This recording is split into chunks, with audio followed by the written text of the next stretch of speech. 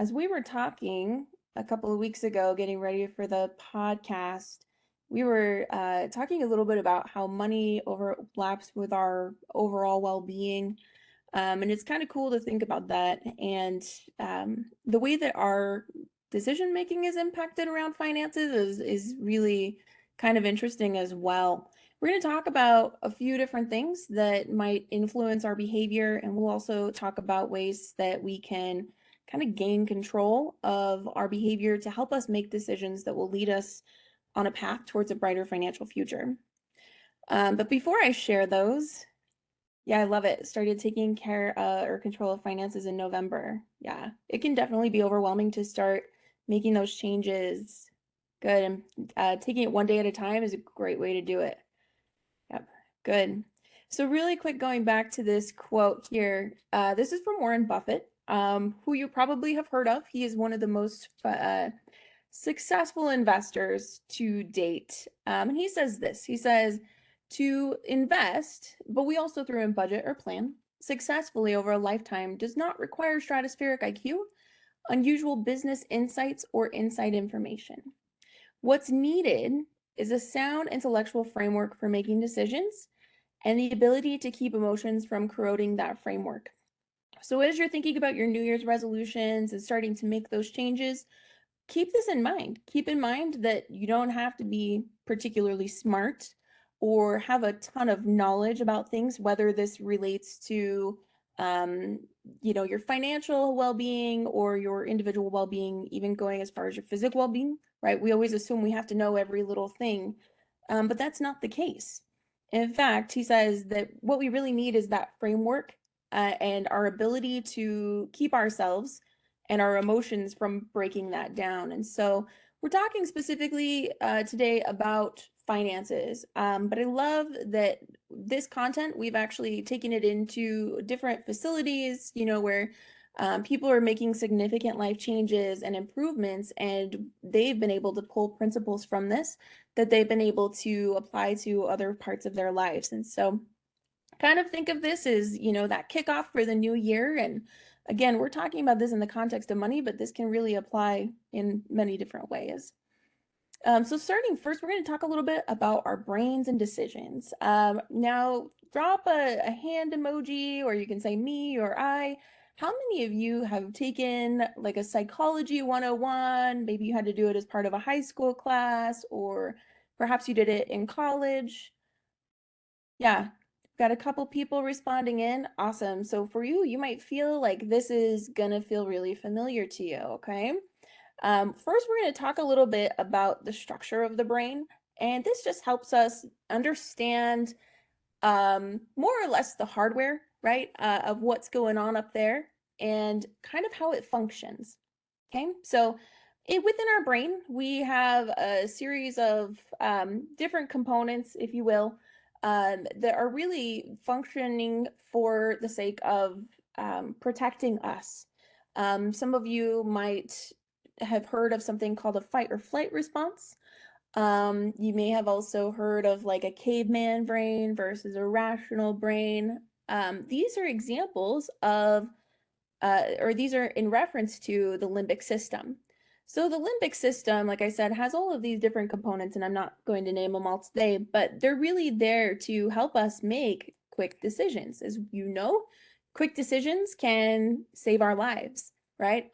We think about the times when people have maybe made decisions and they've been able to save somebody, or sometimes if you've ever been in a conversation, you might have been feeling really emotional and you leave that and you come back and you say, oh, I should have said that, right? It might come back after the fact. My computer is freezing. Can you guys see me? Can you hear me? We can't see you, but we can hear you, Hear and I can see me. your mouse moving around on the screen. Oh, strange. Okay, well, as long as we've got the presentation and you can hear me, we're good. Hopefully my video will pick up. I'm sorry that's happening, guys. Anyway, so going back to the limbic system, how does this affect us in the context of finances? Well, many of us probably have those triggers or cues, something that might come up that makes us feel like we need to do something right away. Maybe it's feeling like we might miss out. Um, it's feeling like we might miss out. It's feeling like um, if I don't do this now, I won't have the opportunity in the future. I just got a WebEx is not responding. Can you still hear me?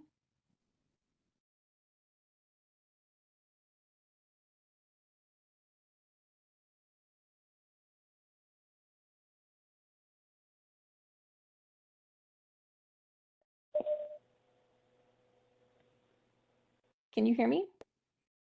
Yes, Okay. I can hear you. I'm wondering.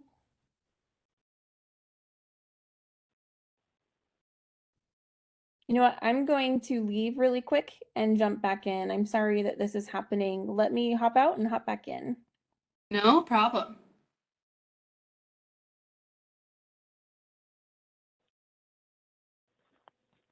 I guess this is a great time to remind all of you that points for this year have started on January 1st, and you will have until October 31st to earn points towards your annual rebate. And be sure to get your annual physical in order to get your rebate this December. And if you have any questions, send over an email to myhealthylifestyles@slco.org. We're really excited for this new change. We're hoping it will keep everyone organized and everyone on the same schedule. Sometimes our limbic system can detect threats and opportunities. So we might perceive that there's a potential threat because maybe we're missing a sale, or for me, it's the 3 times points on chicken dishes at Cafe Rio.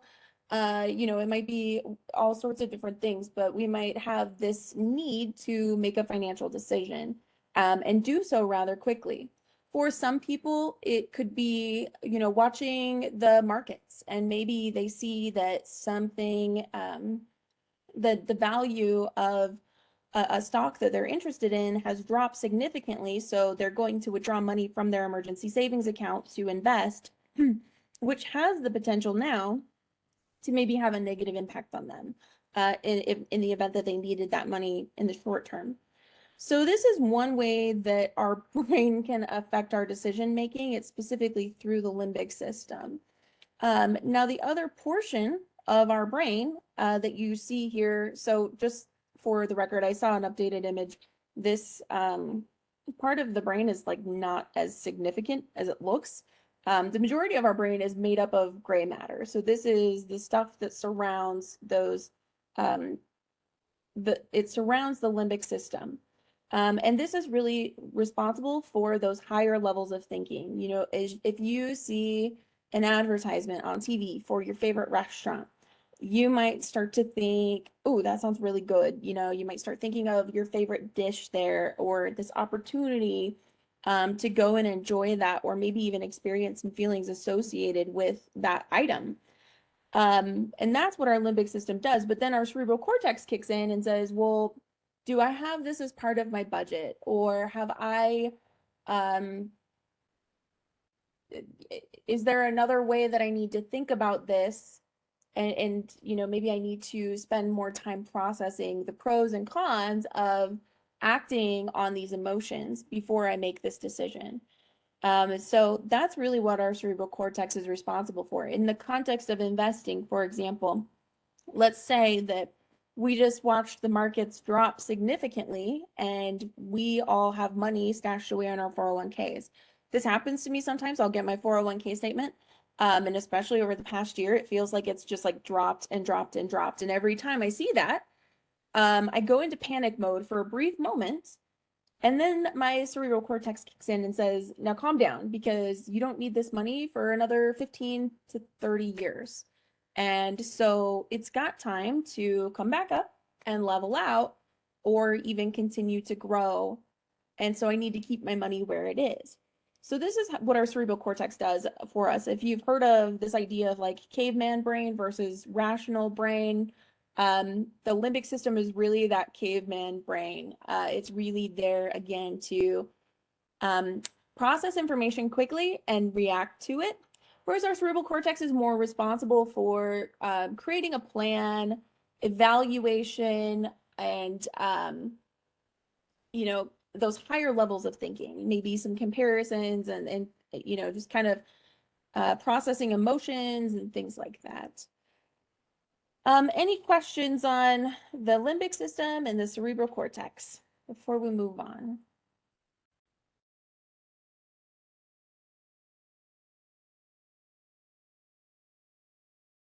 Okay, well, let's hope this next section and the rest of the presentation goes smoothly. All right, so next thing we're going to talk about is our barriers to financial success. Now, when we talk about barriers to financial success, a lot of things can come up, especially if you're thinking about socioeconomic things like the ability to have a job that pays a living wage. There are folks in our community who don't have access to that, and so that could be their barrier to financial success. Unfortunately, that's not something that I feel like we can talk about just because it goes really political really quickly. And there's good reason for that, right? And it's just not, this isn't the place. The barriers to financial success that we're going to talk about today are the things that we do have more influence over.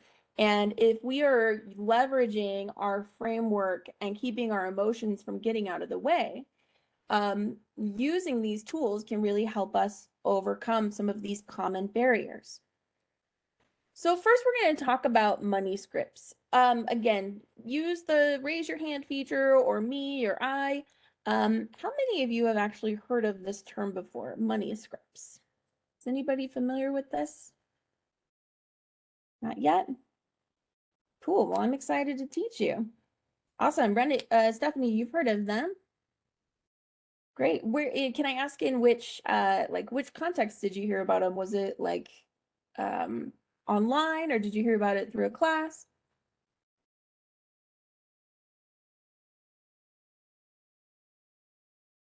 Awesome. Okay. Heck yeah. Good deal. Okay. So those of you who aren't familiar with money scripts yet, this is kind of an interesting idea. I hadn't heard of this until like 2 years ago, maybe.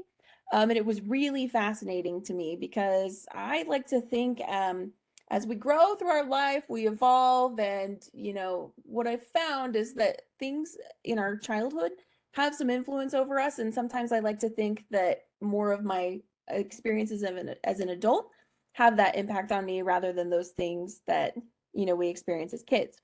But with money scripts, these are essentially our attitudes and beliefs about money. And we start to pick these up in our childhood. Usually it's through the observations of those who are raising us. We might have that parent who's more frugal, and they might say something like, money doesn't grow on trees, which could have caused you as a kiddo to believe that money is scarce and that you need to be very cautious or handle it very carefully, make decisions cautiously. You may have had family members who, tend to, spend money all the time or any chance that they had. I grew up in a family, so it's kind of interesting. My parents were divorced, and my dad was more frugal, and my biological mom, she struggled a little bit more with money. And what I saw was that anytime my mom got paid or had an influx of cash flow, it tended to go really fast. And she was buying things that were just kind of off the cuff, hadn't really been planned for things. It was just kind of what sounded good in the moment. And that's not to say that that's the case with everybody, but that was my experience. Whereas with my dad, it was more of not necessarily a calculated thing, but it was definitely a different way of handling money. And so as we grow up in our homes, we observe how our parents leverage their money, how they budget, and we take on some of those attitudes and beliefs. And we also tend to develop some assumptions about what we believe is right and wrong about money. So a prime example of this is that you'll see a group of people within. If you talk to people about money, you'll meet people who believe that credit cards are the worst thing ever, like hands down, which can be true for some people, and some people have absolutely had really poor experiences. But there are also people who have really positive experiences with credit cards and can even leverage those as a way to save money. And so it's interesting because as a financial educator and coach, that's one of the things I get to explore with people and have a little bit of influence. And so when we're talking about money scripts, some of the limitations we might experience are, we might get kind of trapped in our boxes and we might be afraid to do something different, or we might make assumptions about ourselves. Like, I don't have the ability to budget because every time I make a budget, I just haven't been able to stick to it. So I'm not going to try, right? Or I've met people who value or have a desire to be out of debt, but feel like it's never actually possible for them. And so helping them understand their money scripts, which is really a matter of just reflecting on ourselves and our attitudes, and kind of seeing if they're true, because in some cases they could absolutely be true for us, but in sometimes what we'll see people have just kind of taken on that assumption or belief and haven't tested it out for themselves. And so one of the ways we handle our money scripts, or we encourage people to handle their money scripts, is to, again, evaluate whether or not it's true for them. And then, kind of look at whether or not they have the potential to do money differently, or whether or not they're willing to try something new. So that's a little bit on money scripts. Just kind of going to the comments here. Brian said, yeah, those who were raised in the Great Depression, they ended up being savers. Yeah, really get all their mileage out of things before throwing them away. Absolutely. And that really came from, having very little. And so having to make those things. I know my grandmother, raised in the same generation, she held on to everything. And it was, kind of distressing for other generations to go to her home. But for her, that was well, what if I need that later? Or, I spent money on that, and so I'm going to keep it kind of attitude. So as you think about your money scripts, you'll also want to think about your emotions as well. One of the things that we know is that money can be a very emotional thing. There's a reason why, uh, when we do research on married couples, money tends to be the pressing issue for a lot of couples, and can even lead to, failing relationships. Money is very emotional, right? And we tend to see this as a barrier for our financial success when we are not aware of it and we allow those emotions to take over and negatively influence our behaviors. So, for example, we just had Christmas go by. What we could see is during the holiday season, somebody willing to take on debt more than they could manage, or extend themselves beyond their budget in order to, try to satisfy a family member or even make them feel loved. They might also, their emotions may come out as things like, I want to show this person love, or I feel like I am obligated to buy this person a gift because they gifted something to me, right? And these, if you go back to those brain processes we talked about earlier, right? These perceptions of threats or opportunities really come from that limbic system. And then it's up to our, oh my gosh, why am I forgetting this right now? It's really up to that outside of the brain, right? The level of higher thinking from our cerebral cortex to process that and really think about those potential solutions, So maybe instead of spending money on a Christmas gift, we go and we spend time with that person, or we write them a heartfelt letter instead. But again, we've got to allow our cerebral cortex the time to make those decisions and really think through other possibilities. Another thing that can help us overcome some of our emotions is to think of using money as a tool.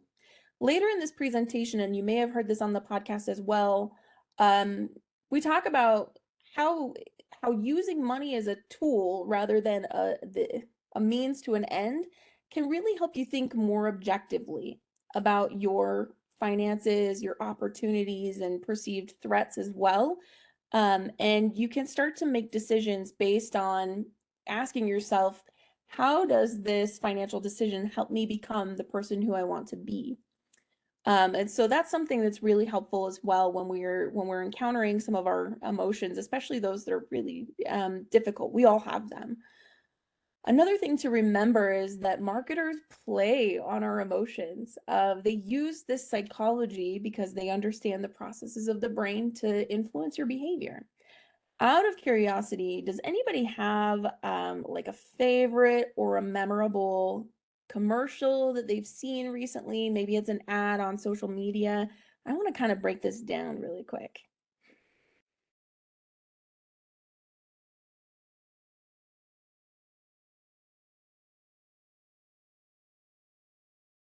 The Doritos Super Bowl ads. Yeah.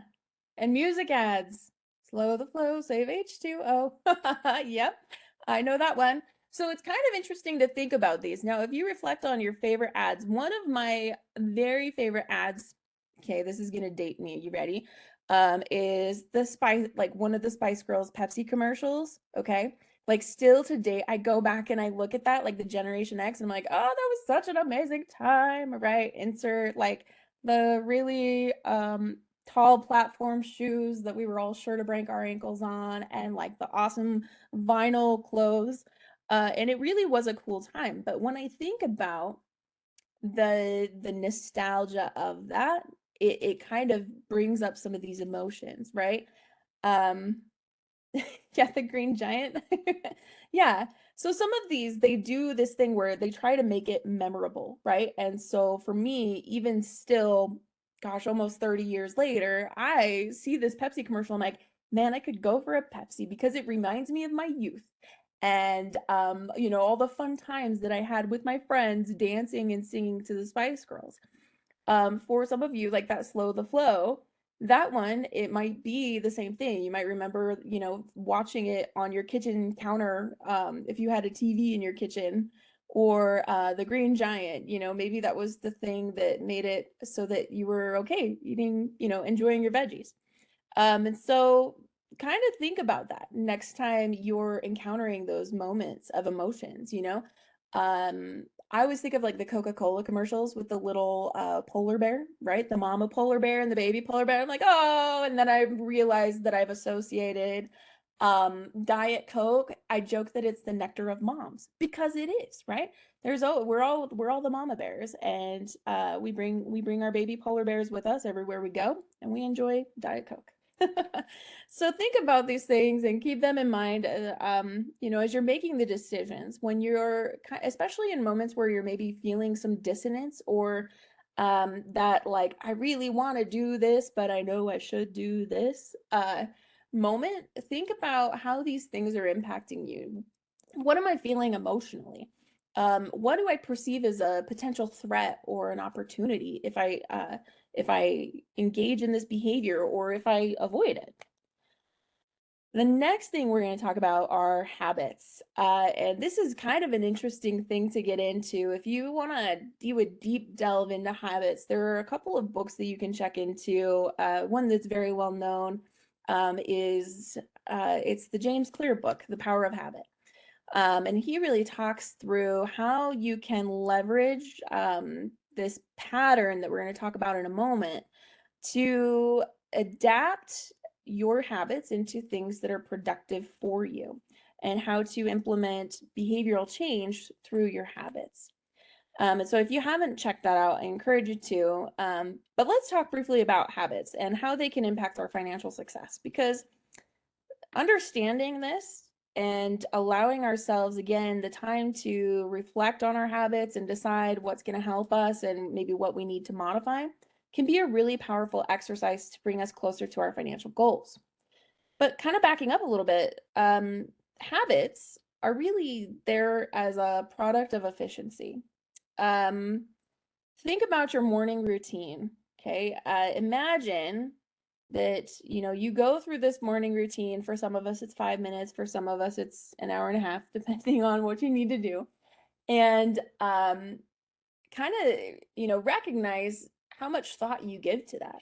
It's likely that because it's a habit, you just go through it without really giving it a lot of thought. You joke that maybe we could do this with our eyes closed. I'm one of those. Like my shower products are in such a way that I can get in still a little groggy and know exactly what I'm putting on in the shower. So they're really there to help us think less. It takes a little bit of time to develop this pattern of behavior, right? And then before we know it, we're just doing it without really thinking about it. And that's because our brains are so busy doing all these other things that we have to find a way to be efficient. And this is one of our brain's ways to do it. Now, habits are really, again, they're great for quick decisions. We have a lot of tools at our disposal to help us with quick decisions. But one of the things that can become a problem for us is those unchecked habits. So I mentioned earlier, I love Diet Coke. And one of the things that I was doing for a long time was I was going through the drive-through at McDonald's and getting my 32-ounce Diet Coke and not really giving much thought to it. It was a really convenient way to, just stop, get some energy. It felt good, like I was doing something kind for myself. And then I started to look at my bank statements and I started to realize like even, this dollar a day that I'm putting down could probably go towards something, maybe a little bit more enjoyable. It may not be a significant amount of money, right? If I go to McDonald's every day for a whole year, it's like maybe $340. Um, Probably maybe a little bit more with tax, right? Um, so that's not a huge dent in my success. But if I give that up, where could I potentially put, $300, maybe even 250 if I don't want to completely eliminate my Diet Coke habit? So we start to think about, is this habit effective for me? Does it help or hinder my ability to achieve my goals? Blasphemy. I know. Calm down. Mary, for what it's worth, I still buy myself that 36 pack of Diet Coke, and I try to limit to like one of those a day because it is a little bit better for my health. And it costs a little bit less. I did the math once. So I was like, maybe it's fine. These are the things I think about, right? Another thing to think about is how can I evaluate my habit so that maybe I can make some changes to it. So this is where the habit loop has its place. Okay. So imagine you are somebody who loves to go through the drive-through to get coffee. It can be Starbucks, Beans and Brews. Maybe you love going to Fizz for a dirty Diet Coke. There's all sorts of options, right? But normally these drinks cost you anywhere from, $3 to $4, maybe all the way up to $7, depending on what you get. And you start to think about how much that costs if you do that, even 3, 4 times a week over a year. And so maybe you're looking at that and you're saying, this is something that I think I could maybe modify so that I can use that money somewhere else. Maybe it's saving up for a vacation. Maybe it's putting money away.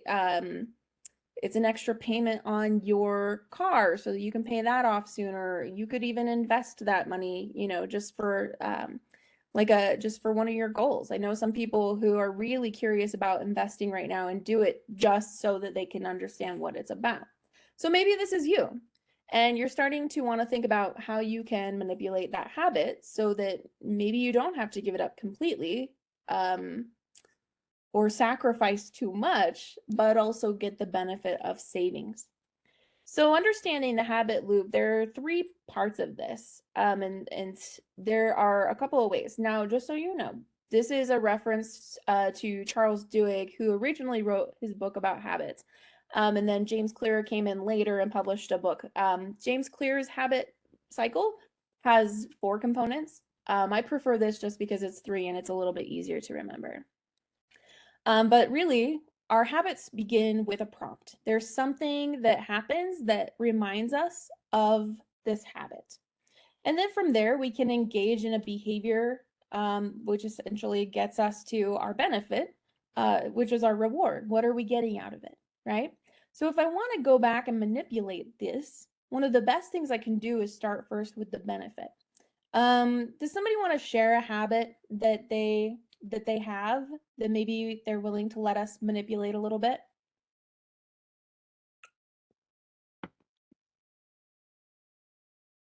Feel free to pop it in the chat there. Just a habit that costs you money.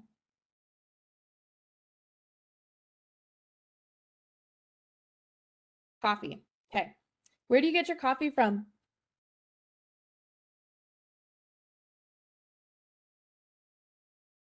Starbucks, Beans and Brews. Awesome. Yes. Good places. Okay.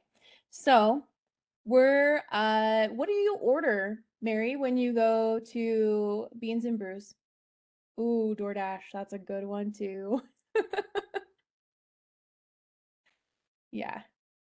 Okay. A medium caramel yellow. Cool. So let's talk a little bit, Mary, about what are you getting out of that? What kind of benefit are you getting from that stop at Beans and Brews? Energy? Good. What else?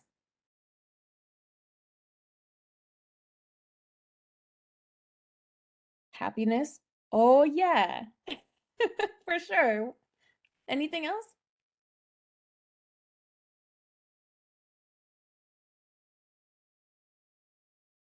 That's about it. Cool. And you might even find that within the happiness, there's even deeper feelings there. I know for me, like I said, my Diet Coke habit. Um, and I've even had like this coffee habit that I had to break at one point because it was getting really expensive. But I always go through this like, I I have a crazy life.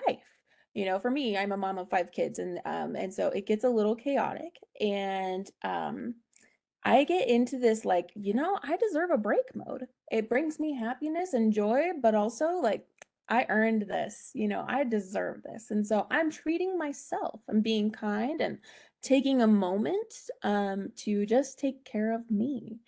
And so it's interesting as we start to think about those benefits. Sometimes it's even a social benefit. I know for me, my coffee habit, I'd walk in. So one of the things I did for a long time is every time I'd go to the office, I had to stop at Beans and Brews on the way. My favorite drink there personally is the chai latte with the extra shot of espresso. Yeah, you get that thing blended, it's amazing. And so I'd walk in to the office and I'd have my cup of Beans and Brews, and that kind of sets me apart, right? Fellow coffee drinkers tend to have there's like unity in coffee for some reason, right? And we all know. And so we'll be like, "Oh, what did you get today?" Right? And so in a way, there's like some social component to it.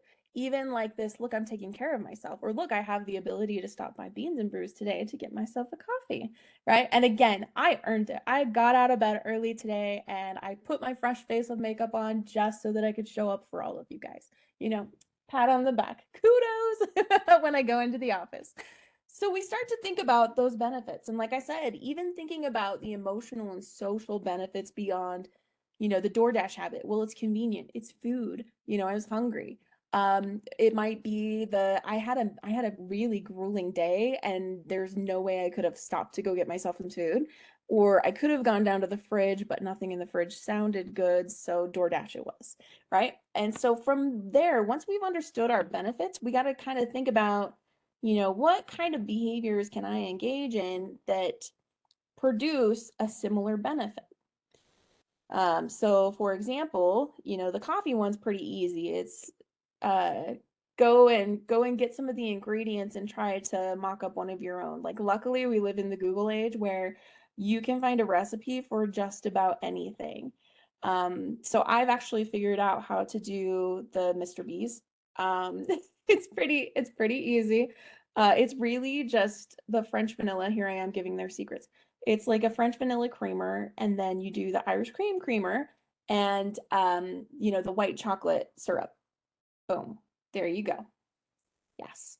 So you can start to kind of think about like what behavior could I do? Now, maybe I don't have the time or the patience to make myself a fancy Mr. B's, but coffee sounds good. So I'll make myself some coffee and then I'm gonna drive a different direction or like avoid that store that I pass on the way to the office, just so that it doesn't pop up in my head because the prompt might be, we're driving by Beans and Brews today and I got to get coffee. Or the prompt might be, I got up early and I'm going to the office. I deserve a good coffee. Or, I'm taking care of myself. And so kind of think about that and leverage that habit loop as you evaluate your habits. Um, Leverage that to maybe modify some habits that might be getting in your way. Now, let's say you're somebody who needs to implement habits. So the financial guru that I am decided that for 2023, one of my goals needed to be to log into my bank account balance and see that every single day because I wanted to get a better handle on my spending. And for me, when I have to see that, it's like, okay, we are not going out to eat today, or, I really want that money to stay in savings. And so I am not going to, do something that compromises that. And in order to execute that habit, because it wasn't something I was doing before, I had to kind of set this up for me. So, starting first with the prompt, I actually have an alarm in my phone that cues up specific behaviors. I have some medication I have to take in the morning, and I want to journal as well. And so I have an app that says, "Hey, it's 9 o'clock. Did you take your meds yet? Have you logged into your bank account yet? How are you feeling today?" And for me, that's actually something that's been really helpful because it then triggers those behaviors to execute the habits that I want. And of course, I'm seeing the benefits of that by, remembering to take my medication and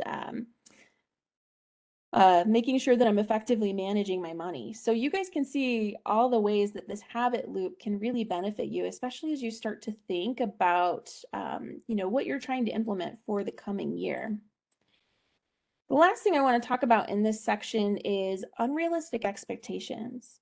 This can be a major barrier for our financial success for a number of reasons. Is there anybody in here who feels like they are absolutely the worst at budgeting? Besides me, like I do not like budgeting. Actually, like really, really hate it. This from the financial expert over here. Good. Yeah. How many of you have maybe started a budget, or maybe you've started a pay down plan and you're like, I hate this and it's not going well, so I'm just gonna quit. Does anybody do that? Yeah, I like it, but my significant other doesn't like to be told what he can't buy. I hear you. Let's reframe that, Mary. Yeah, has to break the rules. Some of us are that way. I don't know why, but I tend to like self-sabotage if I frame certain things in a certain way. So there's this idea where if we feel like we can't do something, we tend to quit. Have you guys heard of this, the all or nothing mentality? This is one that can really get the better of us, and it's within our control. So you guys can see I've got like this crazy key necklace on my neck. I belong to this, I joke it's called a fitness cult. I don't know that it's really a cult, but it's pretty close. So I belong to this online fitness community, and one of the phrases that the creator really emphasizes throughout the year is more than nothing. And it's this idea that if we can't do the written workout as it's written, or if we are just feeling like crap that day and we don't want to go out and do like a full blown sweat your guts out workout, let's just do something, right? Let's do more than nothing. And I love that idea because, again, all these things kind of come together. When we're thinking more than nothing, yeah, maybe we're terrible at budgeting, or we hate thinking about budgeting, but we've got to do something, right, to help manage our money. So maybe instead of looking at our budget as a means of constraint, we reframe that to say, I'm budgeting because I want to start saving more money. And even if I only save an extra $12 this month, I'm still saving because it's more than nothing. And so that's something that I think is really, really powerful, just for us to reframe our perceptions. And again, we might forget, there are days where, like, I want to practice gratitude, and there are days where I'm just like angry at the world, and I'm like, I'm not doing it, right? But I can reflect on like this one thing. There was one good thing today, and this is what it was. More than nothing. Maybe it's not my list of 6 that I normally put down, but it's one, and that's enough. It's good enough, right? And sometimes that's what we get to be. We get to be good enough. So set ourselves up with those expectations that we're not going to just give up because we forgot to log into our bank account one day, or we're not going to give up because we're not as far along on our savings plan as we'd like to be. We're going to keep moving forward. Another thing to be mindful of is that we tend to set tight constraints for ourselves. how many of you kind of faced a little bit of a financial surprise over the holidays? And you don't have to say me or anything like that, but kind of self-reflect on that. I know for some people it was like, oh, holy cow, it's, November and we're gonna all start going shopping here soon, and now I've got to figure out how I'm gonna afford the holidays. And we tend to do that to ourselves, I don't think on purpose, but because we just haven't spent a lot of time thinking about it. And so, things that we know are coming up, let's spend time planning ahead on those. Let's really think about, what can I start saving for now? I know my car has 80,000 miles on it and I'm going to need a tune up come 95, and probably some new tires. Let me start putting money away for those things now by setting up secondary savings accounts and putting names on them so that I know exactly what I'm saving for. And that kind of goes along with that third unrealistic expectation is sometimes we have a tendency to expect ourselves to respond without really thinking ahead, without having planned for whatever's coming up. And so if we're able to kind of eliminate some of those expectations, we're actually going to have more success, whether it's staying on our budget, staying on a pay down plan, or just general money management behaviors. Any questions about those before we move on?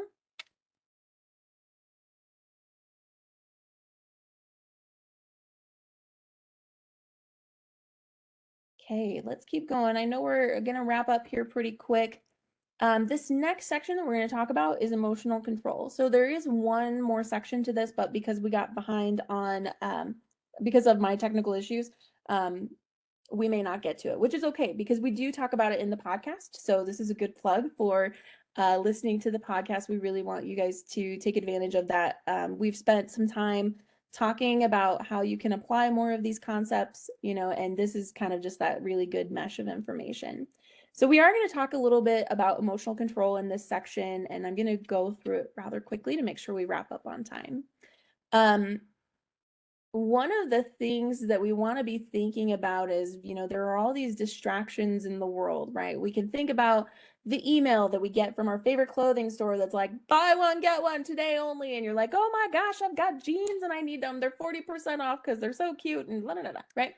And so one of the things that we encourage people to do as they're trying to manage their emotions, especially when they're going through the behavioral change process, again, right now is a perfect time to be talking about this because many of us have set ourselves with some expectations for the new year and goals. One of the things that we want to be careful of as we go into this time is to limit the number of changes. So many times I see people with like their new year, new me, right? And I'm like, oh, this is like waiting to fall off the train tracks. Like I am a naysayer. And I believe that's just because, yes, Mary, New Year, same me. And yes, Bath and Body is the worst. I get in so much trouble with that.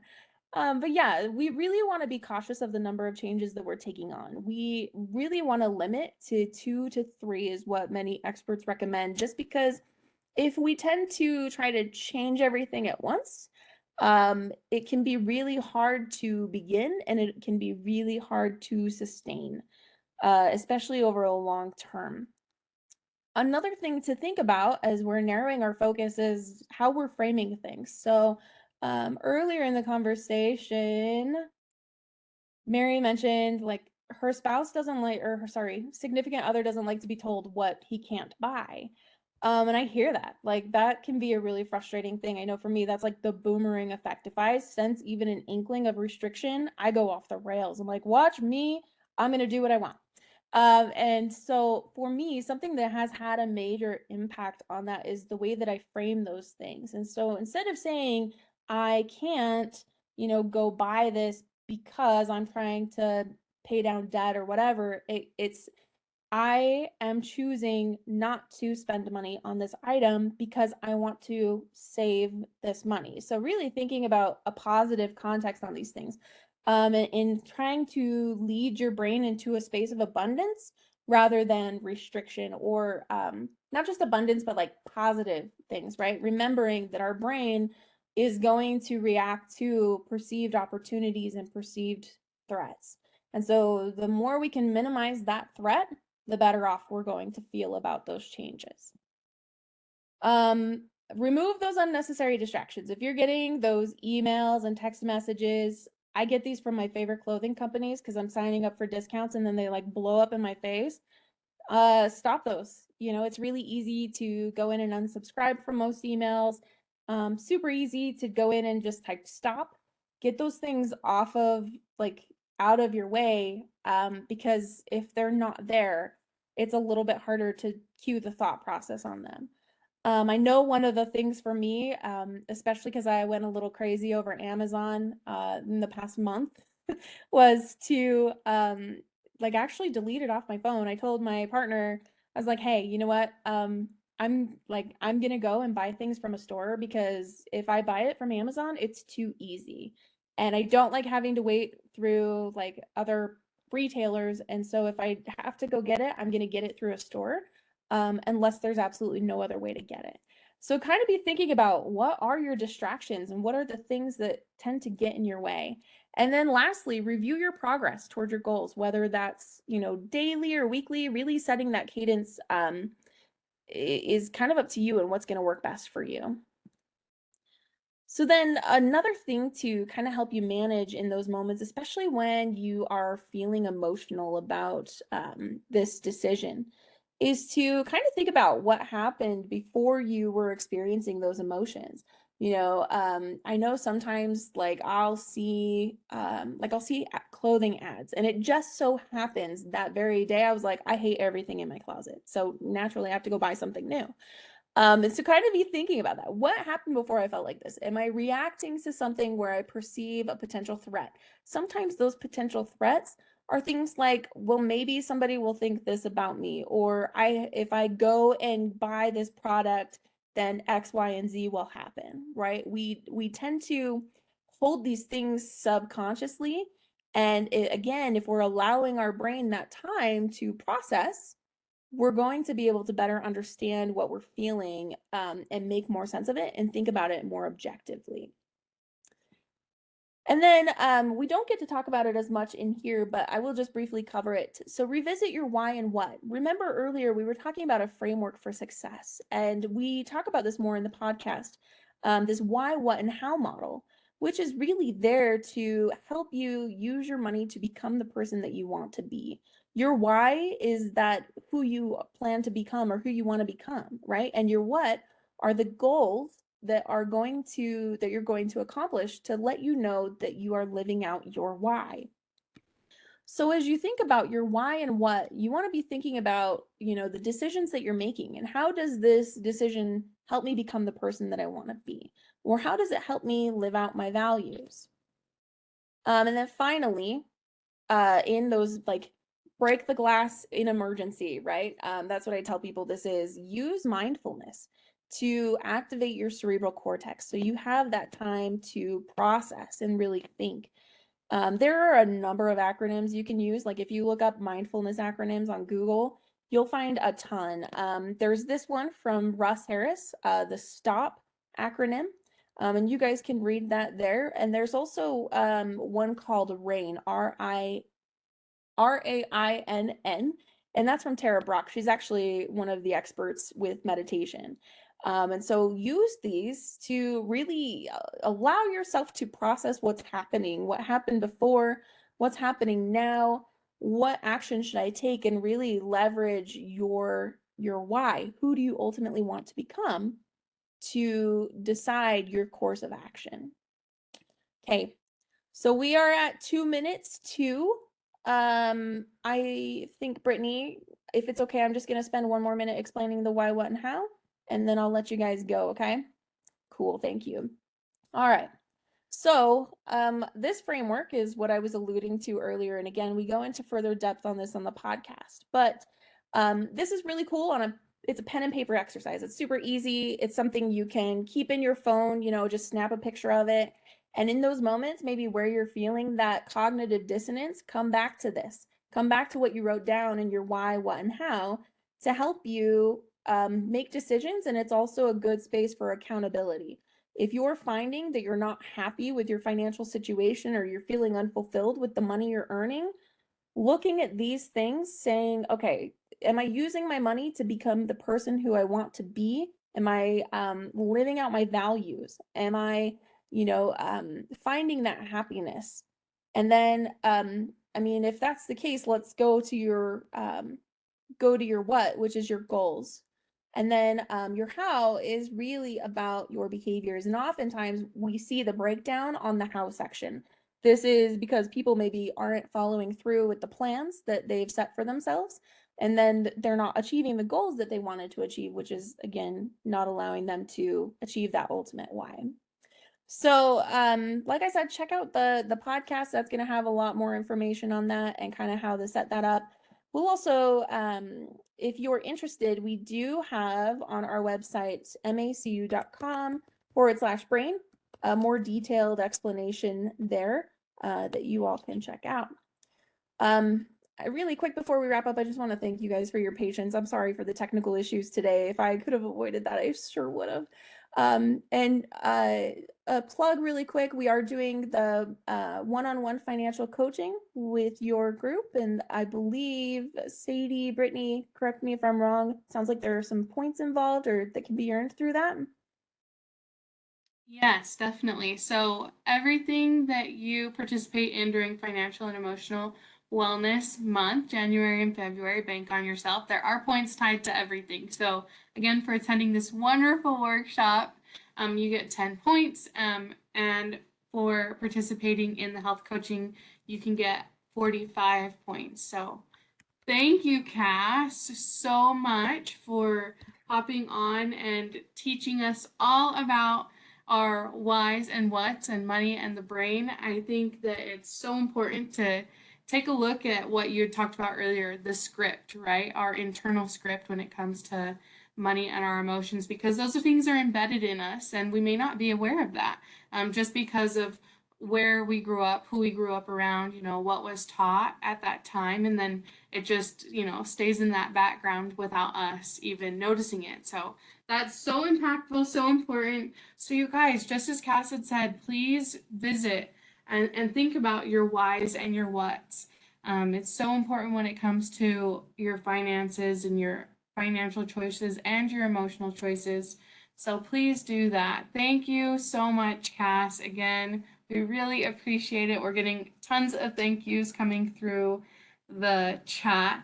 And I just want to make sure you guys sign in to get your points for today. That can be found in the chat. And then, like Cass had mentioned, our podcast is so good. It goes in further in depth and is very complimentary to what we've talked about today. So make sure that you listen to that and you can get some points for that as well. And health coaching. Make sure to sign up for that if you are interested.